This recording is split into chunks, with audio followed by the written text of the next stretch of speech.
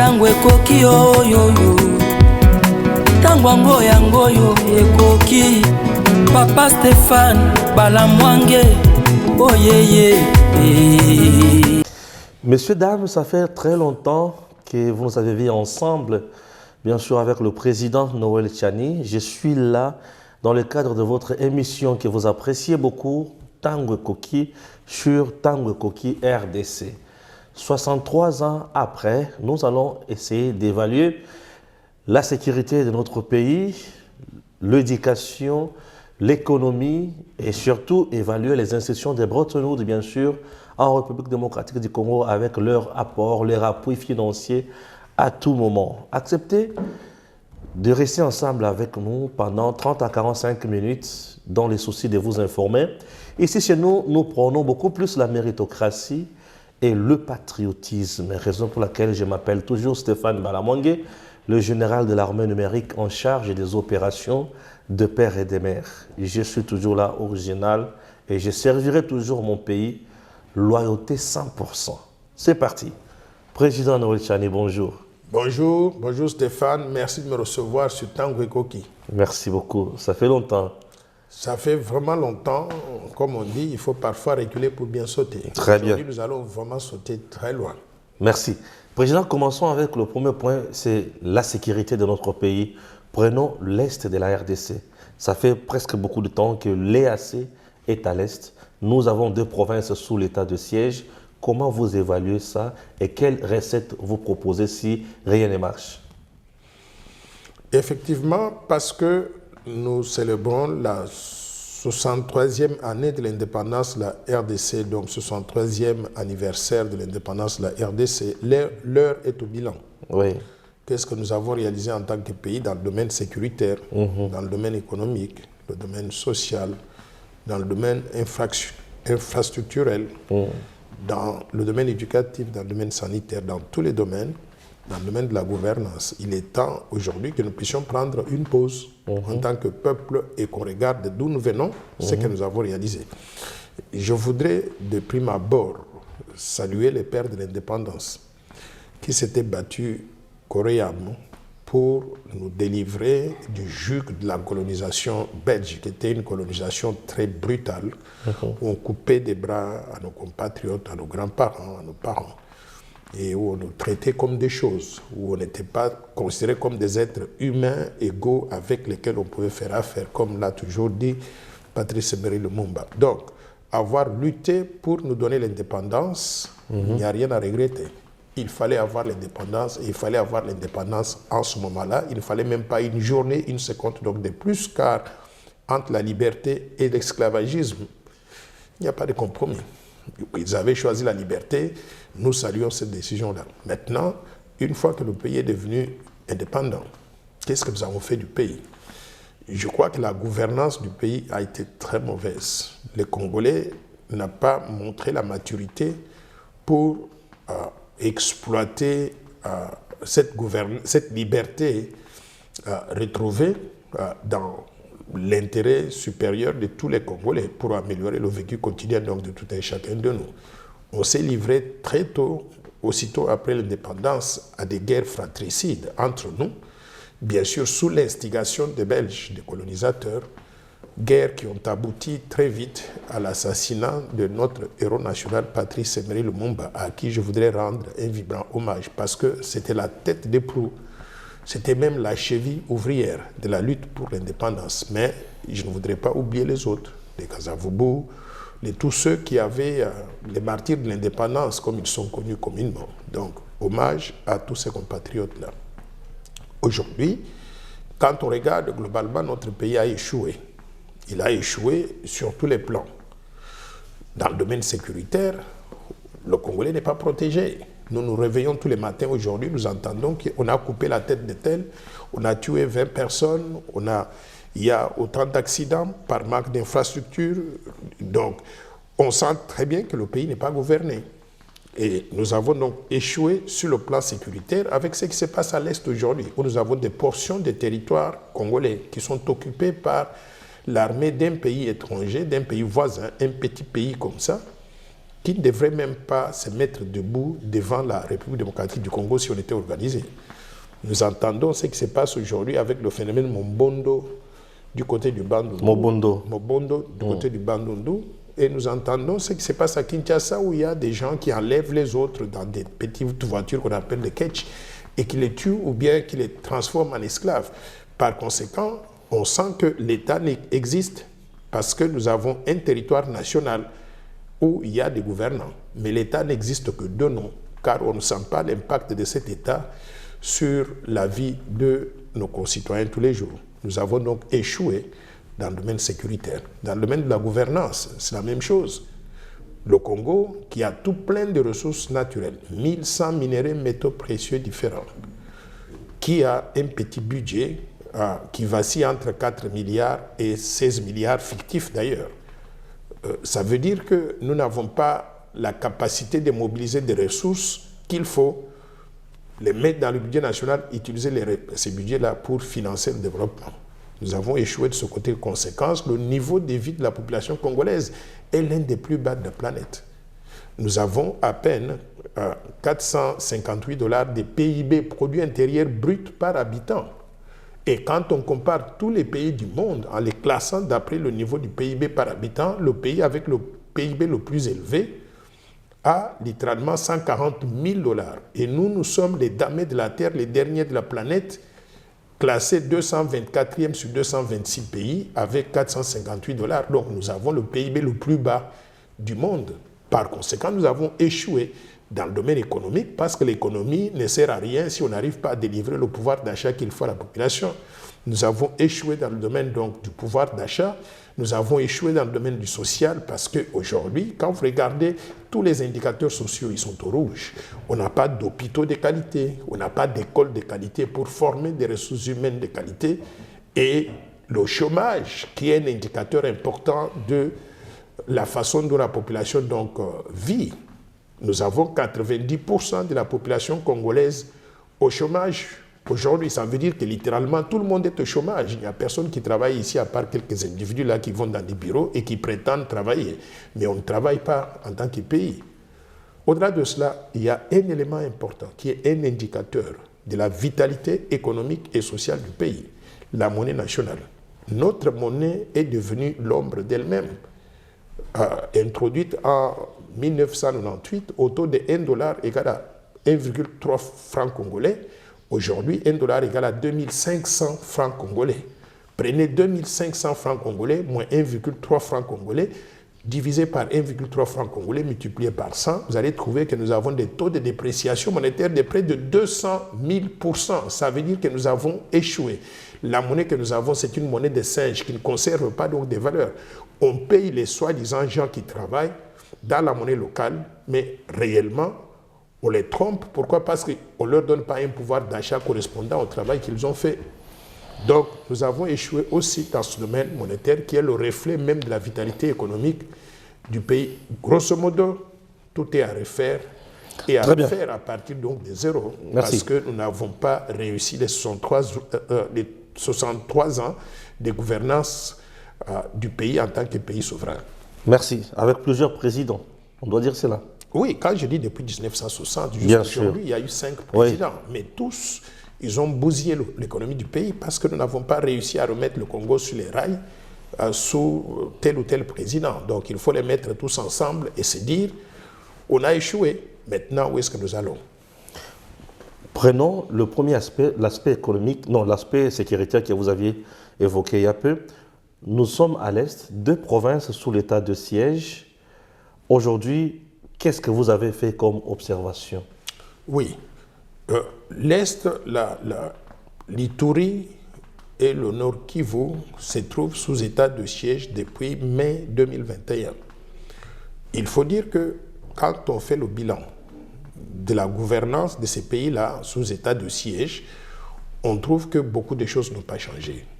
On trouve qu'il y a même plus de morts sous état de siège qu'avant l'état de siège. Par conséquent, il faut qu'on soit imaginatif pour prendre des décisions qu'il faut pour l'avenir. Personnellement, je considère que quand on dit qu'un pays a une portion de son territoire sous état de siège, ça allume les feux de signalisation au monde entier pour dire attention, ce pays-là n'est pas dans une situation normale. Ça augmente ce que j'appelle le risque pays. Pour les analystes qui sont à l'extérieur, qui regardent la République démocratique du Congo, ils disent tiens, c'est un pays qui est sous état de siège, même si l'état de siège ne couvre que 2 territoires, 2 provinces. Ce pays-là se trouve dans une situation rocambolesque, très risquée. Ça chasse les investisseurs, ça donne un message au monde entier qu'il faut faire attention, il ne faut pas venir faire affaire avec nous n'importe comment, on n'est pas un pays normal. Par conséquent, je considère aujourd'hui l'état de siège donne une très mauvaise image à la République démocratique du Congo, que c'est que nous méritons. Par conséquent, je demande qu'on puisse lever l'état de siège, pas que les troubles là-bas ont fini, qu'on lève l'état de siège, mais qu'on revienne à l'administration civile avec une présence renforcée, plus renforcée même que la situation que nous avons aujourd'hui, une présence militaire, sécuritaire, policière renforcée donc dans cette partie-là pour que les gens vaquent à leurs opérations, bien sûr, en ayant ces services de l'État, ces services régaliens plus renforcés que la situation actuelle, mais qu'on ne puisse plus parler de l'état de siège parce qu'en réalité, donc, ça n'apporte pas donc, des valeurs ajoutées. Très bien. On quitte l'Est et on quitte l'aspect sécuritaire et puis nous prenons l'aspect économique. Avant de parler élection, prenons l'aspect économique. Aujourd'hui, l'économie de la RDC, le niveau de cette économie, vous venez de peindre un tableau presque en noir ici, mais aujourd'hui, nous sommes à quel niveau et quels sont les efforts qui sont fournis pour nous amener quelque part? Est-ce qu'il y a toujours des points faibles ou le point positif existe aussi? Parce qu'il s'agit de faire le bilan de 63 ans de l'indépendance. Je dirais que l'économie de la RDC aujourd'hui se trouve à genoux. Non, par rapport, parce que faire le bilan de 63 ans, c'est beaucoup trop. Oui, j'arrive. Mais 5 ans presque après, au pouvoir, 4 ans et 7 mois au pouvoir du président Tshisekedi. Je veux dire que depuis 1960 jusqu'à aujourd'hui, l'économie de la RDC est à genoux. Pourquoi? En 1960, nous avions près de 9500 entreprises de tailles différentes. Entreprises industrielles, quand on dit industrie, ce ne sont pas des grandes industries, mais des petites industries. On avait 9500 entreprises industrielles en République démocratique du Congo. 63 ans après, nous avons moins de 500 entreprises. Donc on est parti de 9500 à 500 entreprises. Les autres ont fermé et en faillite, n'ont pas eu le soutien qu'il fallait de la part de l'administration publique pour être des entreprises viables. Conséquence, nous sommes passés d'une population de 15 millions d'habitants à aujourd'hui 122 millions d'habitants. Je vais expliquer comment j'arrive à ce chiffre de 122 millions d'habitants. Mais cette population-là, 90% de la population active se trouve au chômage. Ça veut dire que littéralement tout le pays est au chômage. Conséquence de ce chômage de masse très élevé, la situation sociale elle est catastrophique. Les peu de gens qui travaillent ne peuvent pas soutenir de grandes familles qu'ils ont, des enfants, des petits-enfants, de ci, de cela. Par conséquent, ceux qui travaillent sont payés dans ce que j'appelle la monnaie des singes. Vous recevez un salaire dans une monnaie qui est le franc congolais, mais ce salaire ne vous donne aucun pouvoir d'achat parce que vous n'êtes même pas à mesure d'acheter à manger pendant 2-3 jours avec le salaire que vous avez. Les gens sont obligés de pouvoir se débrouiller, de faire l'article 15. Se débrouiller, c'est-à-dire pour ceux qui travaillent, voler l'argent de l'État, être corrompus, trouver donc des moyens malhonnêtes de pouvoir survivre parce qu'ils sont forcés de vivre dans cette situation-là. Donc, l'économie du Congo ne nous donne pas ce qu'un grand pays avec des grandes ressources naturelles, de grosses opportunités devrait donner à sa population. Maintenant, comment on en est arrivé là? On est arrivé là par manque de leadership visionnaire, par manque de stratégie de développement, par manque de gouvernance de qualité à mettre en place au profit de tous, par manque d'un système de justice qui fonctionne, qui sanctionne ceux qui se comportent mal et qui rémunère, qui récompense donc ceux qui se comportent comme il faut, par manque de modèles de développement de qualité. C'est ça le diagnostic que je fais dans le domaine économique. Maintenant, vous allez me demander qu'est-ce que je propose pour l'avenir. Bien sûr. Recette. Moi, j'estime que nous devons revenir aux fondamentaux. Les fondamentaux veut dire doter le pays d'un leadership de qualité, leadership visionnaire, éduqué, instruit, avec expérience et qui sait ce qu'il fait dès le premier jour. Leadership de qualité à quel niveau? À tous les niveaux. C'est un leadership collectif. On ne gère pas un pays comme ça en étant un seul homme qui connaît tout.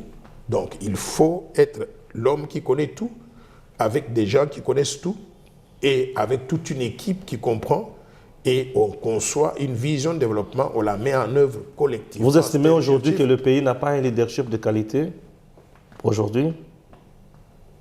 J'estime que depuis 1960 jusqu'au présent, la RDC n'a pas eu un leadership de qualité.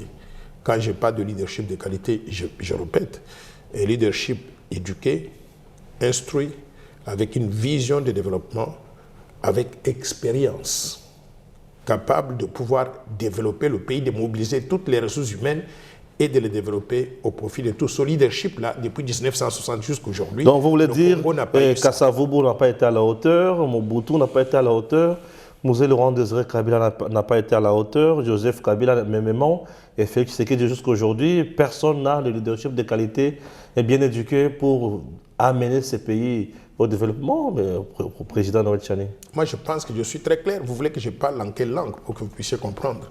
Je dis bien de 1960 jusqu'à aujourd'hui. Je n'aime pas personnaliser. Quand vous amenez les noms des gens, vous touchez à l'émotion de certaines personnes et leurs fanatiques, mais en réalité, ça ne vaut pas la peine. Je vous dis, depuis 1960 jusqu'à aujourd'hui, le Congo n'a pas eu le leadership de qualité qu'il faut pour pouvoir transformer la vie de nos concitoyens en meilleure vie et leur donner un pouvoir d'achat de qualité. Je pense que je suis plus clair que l'eau de la source, non?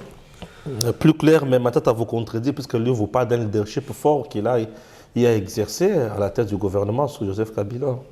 Mais qu'il aille d'abord se justifier devant, prouver ce leadership-là devant les juges et tribunaux, parce qu'on l'a amené devant les juges et tribunaux pour les actes qu'il a commis pendant qu'il était Premier ministre. Donc, moi, j'ai visité Bukangalonzo. Ce mec-là, on va le coffrer, on va le mettre au cachot. Donc, c'est une question de temps.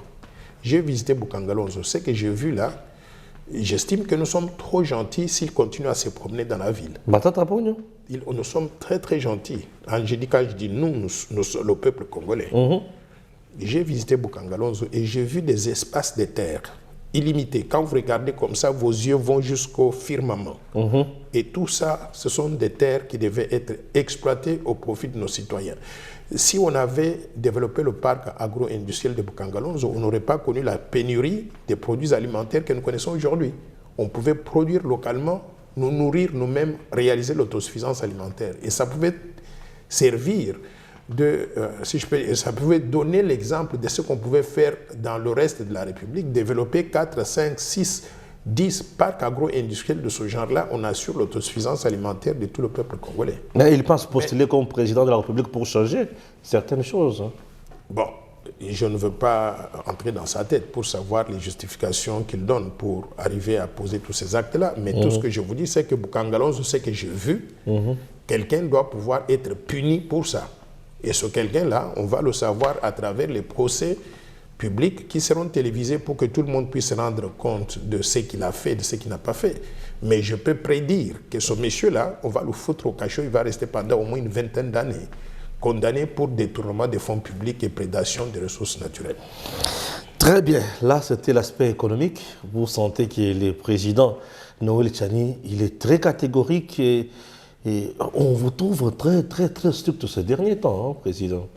Ben, j'ai toujours été strict. C'est que les gens peut-être nous découvrent aujourd'hui. Avant, ils ne faisaient pas attention à ce qu'on faisait. Vous m'aviez posé une question à laquelle je n'ai pas répondu. Quel est le modèle économique que je propose? Bien sûr, la recette. Remettre Merci. le Congo sur les rails.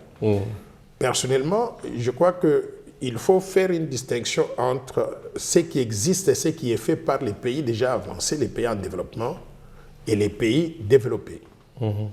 En ce qui nous concerne, parce que nous avons une population très nombreuse qui n'est pas utilisée au profit de l'économie ou du social de notre pays, nous devons avoir une recette qui fasse la combinaison d'un certain nombre de techniques. Cette recette-là, moi, je l'ai définie dans le cadre du plan Marshall.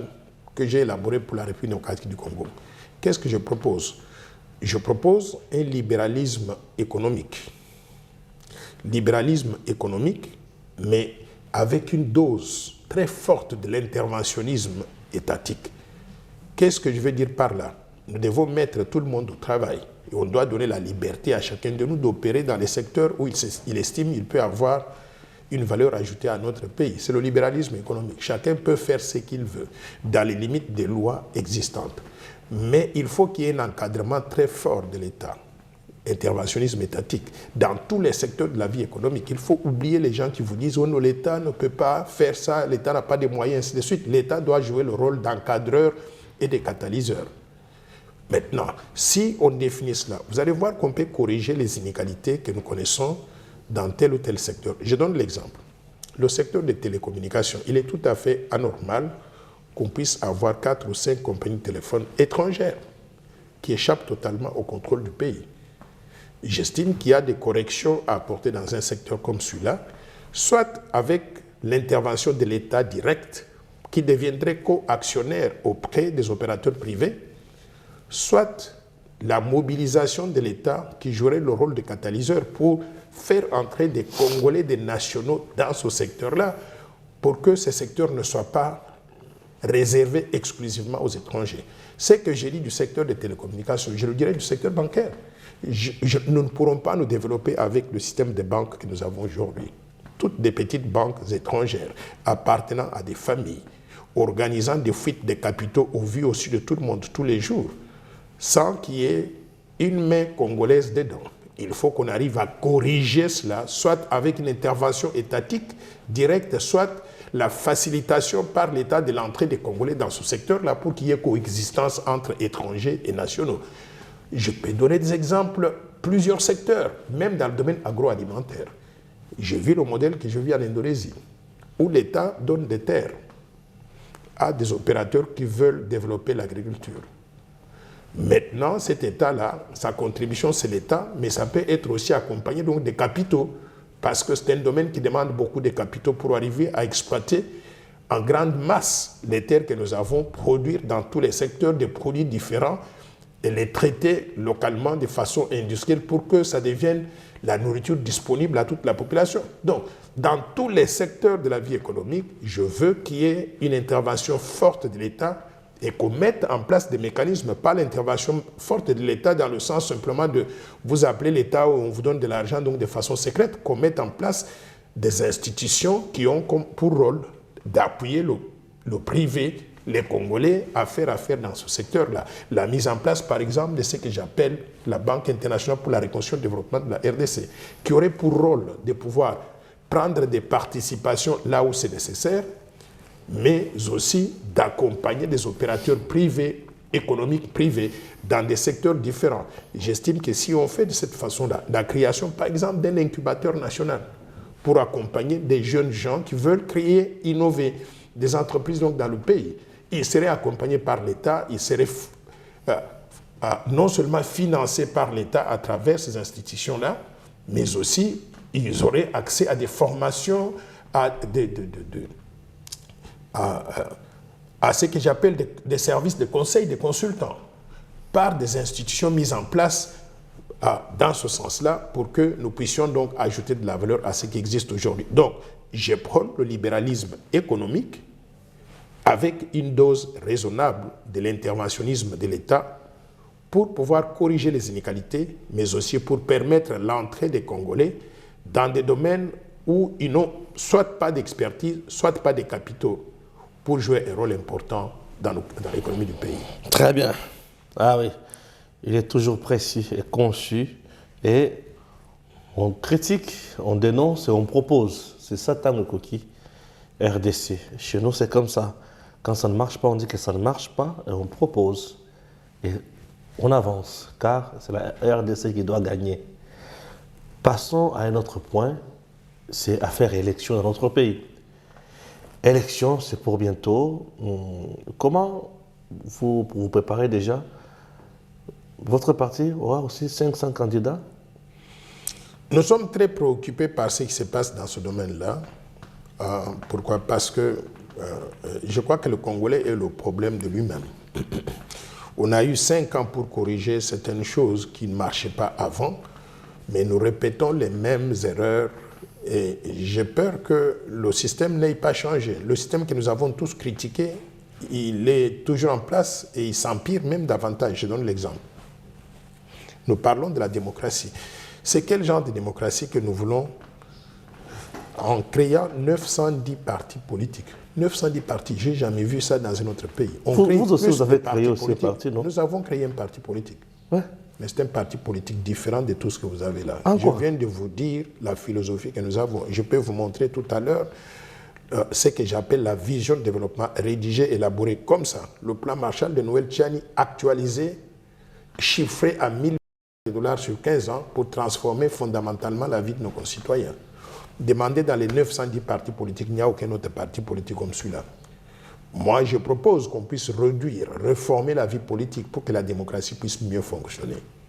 Qu'on réduise le nombre de partis de 910 à 2, 3 ou 4 partis maximum pour que les gens aient des bases de comparaison, qu'on sache que tel parti, par exemple, la soi-disant Union Sacrée, puisse avoir sa vision.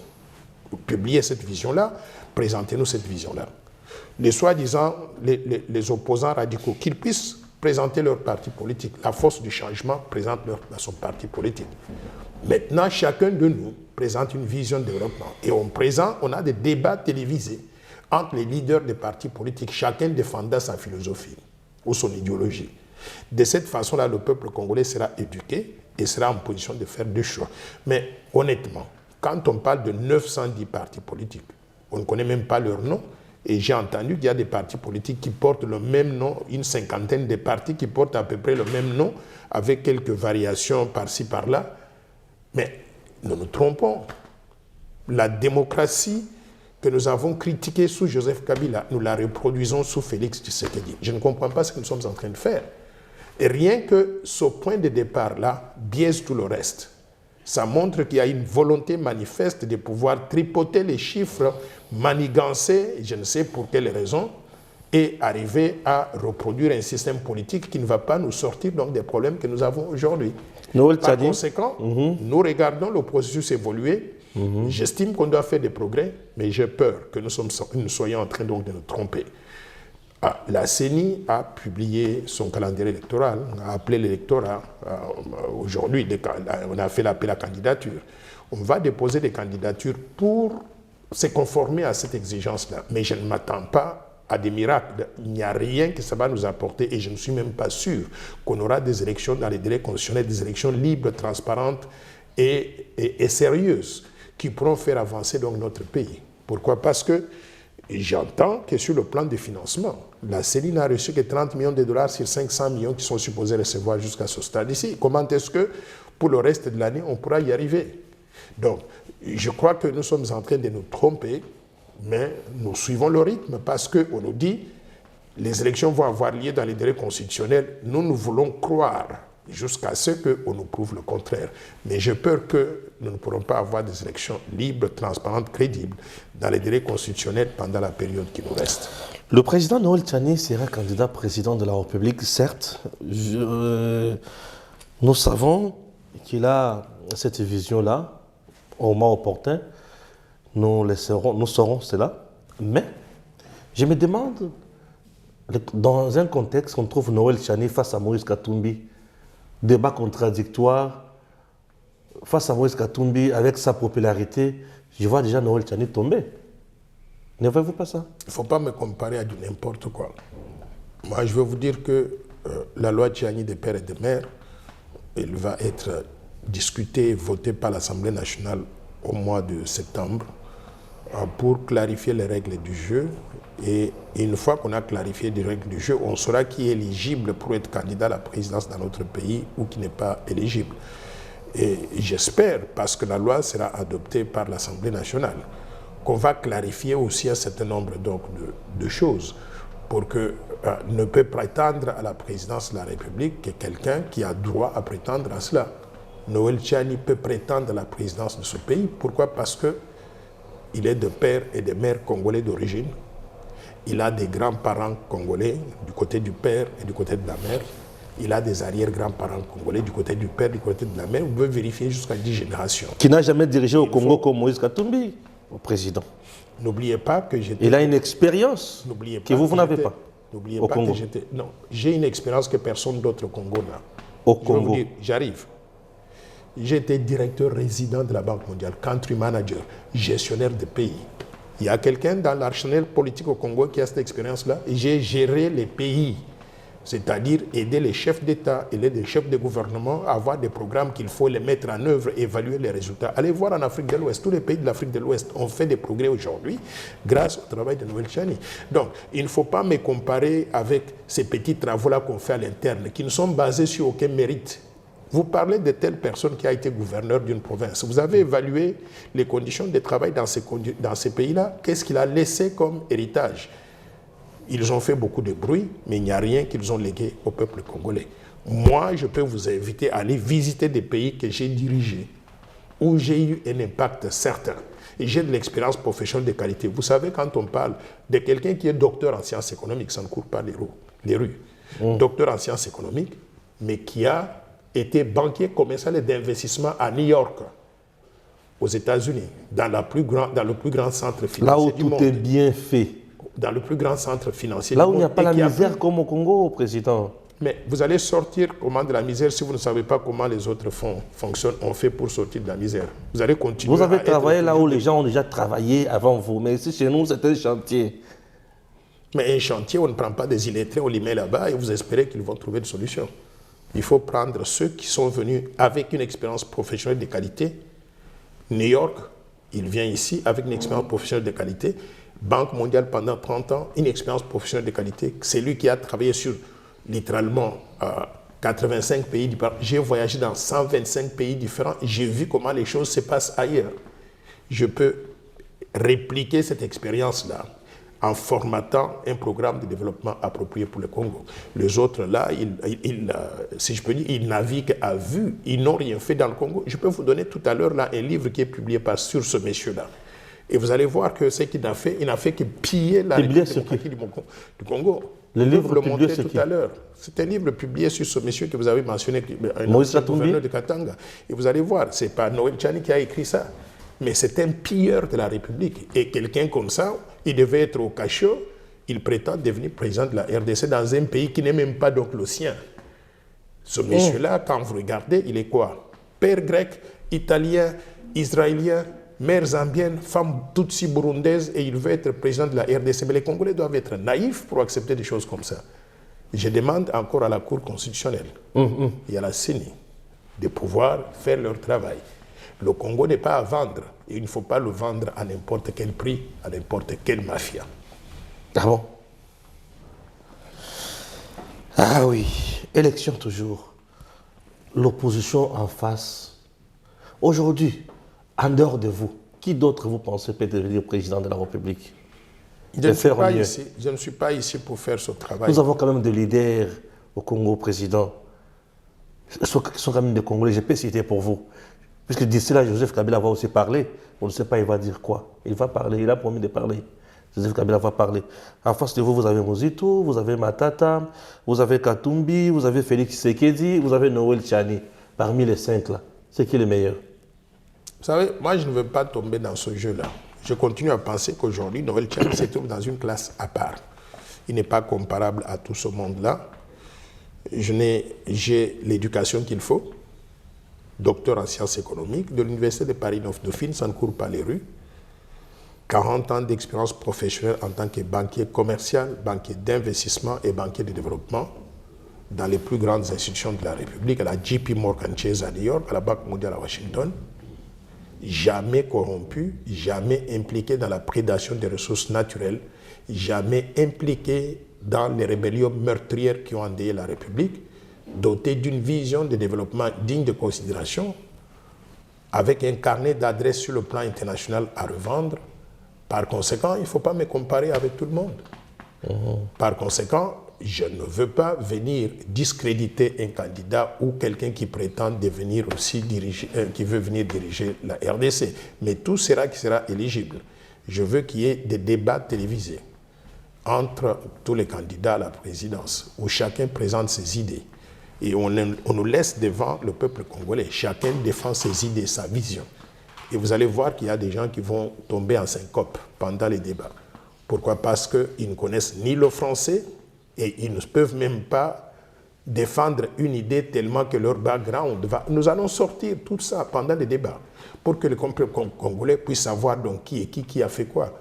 Et en ce moment-là, on va choisir la meilleure personne pour diriger la République démocratique du Congo. Joseph Kabila va parler bientôt. Vous attendez à quoi? Je ne veux pas spéculer. Qu'il vienne parler et nous allons lui répondre après qu'il ait parlé.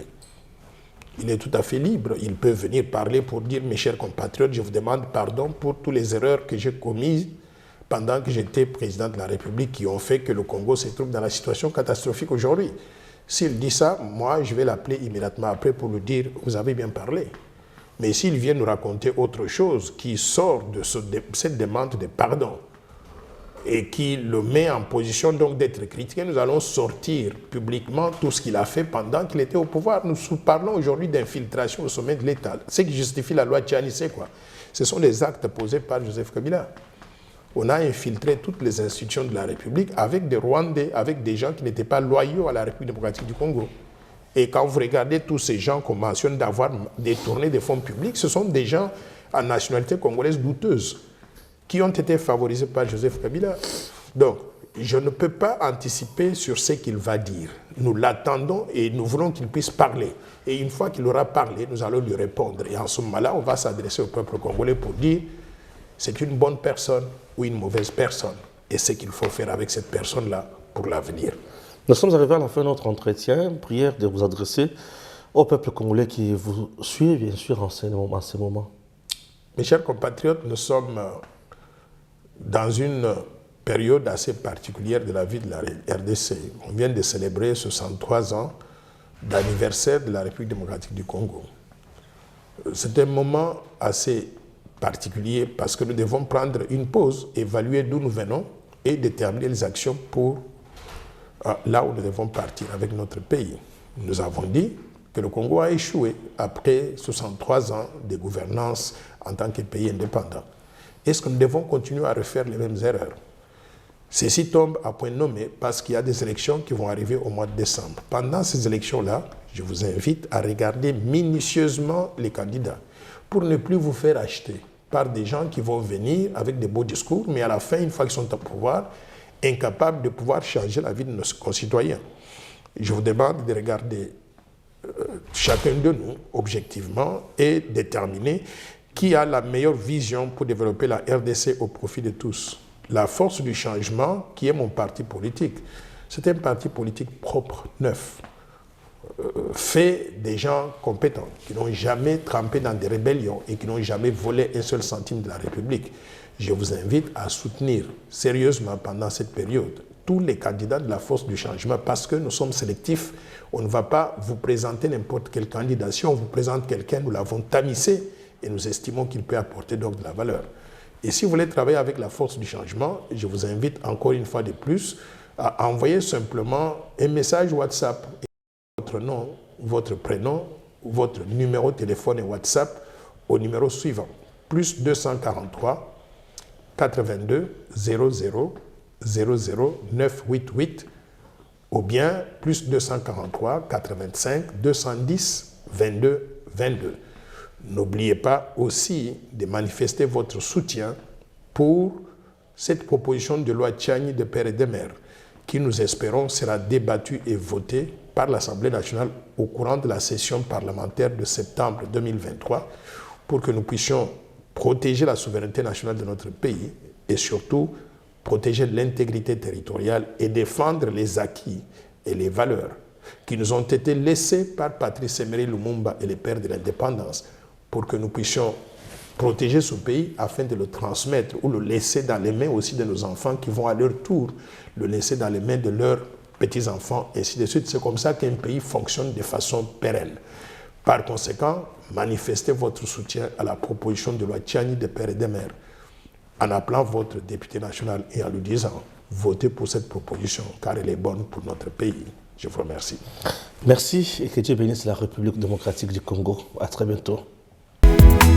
tango ekoki oyoyo tango yango yo ekoki Papa Stéphane Balamwange oyeye